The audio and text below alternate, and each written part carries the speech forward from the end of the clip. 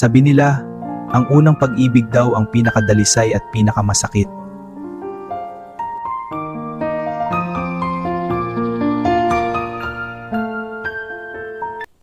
Class, we have a new transferee. Mira, please come to the front. Sorry. Ako yata may kasalanan. Okay lang.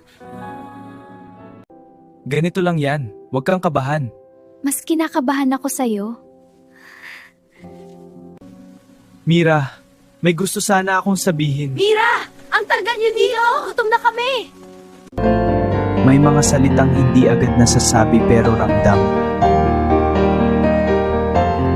Mira, gusto kita. Hindi bilang kaibigan, kundi higit pa. Matagal na kitang gusto. Liam,